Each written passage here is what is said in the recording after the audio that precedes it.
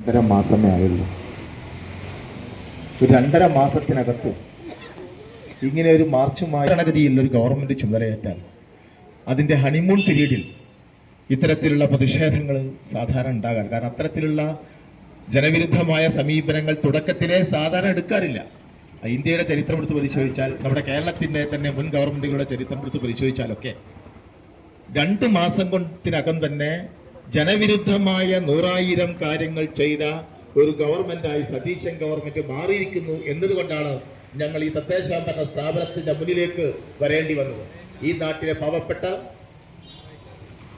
ജനങ്ങളുടെ വിഷയങ്ങൾ, അവരുടെ ദൈനംദിന പ്രശ്നങ്ങൾ, അവർ അഭിമുഖീകരിക്കുന്ന ദുസ്സഹമായ ജീവിത പ്രയാസങ്ങൾ പരിഹരിക്കുന്നതിന് കേരളത്തിൽ ഏറ്റവും പ്രധാനപ്പെട്ട ഒന്ന് നമ്മുടെ പ്രാദേശിക സർക്കാരുകളാണ്.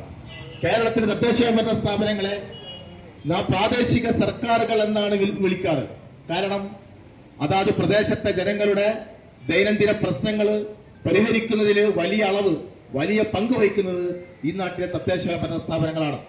തദ്ദേശഭരണ സ്ഥാപനങ്ങൾക്ക് കഴിഞ്ഞ 30 വർഷക്കാലമായി 3 ദശാബ്ദമായി കേരളത്തിൽ മറ്റ് സംസ്ഥാനങ്ങളിൽ നിന്നും ഭിന്നമായി അവർക്ക് സ്വതന്ത്രമായി ഭരിക്കുന്നതിനാവശ്യമായിട്ടുള്ള അധികാരങ്ങളും അതോടൊപ്പം തന്നെ അവർക്ക് ആവശ്യമായ വിഭവങ്ങളും നൽകിയ സംസ്ഥാനമാണ് കേരളം. അങ്ങനെ കഴിഞ്ഞ 30 വർഷക്കാലമായി തുടർച്ചയായി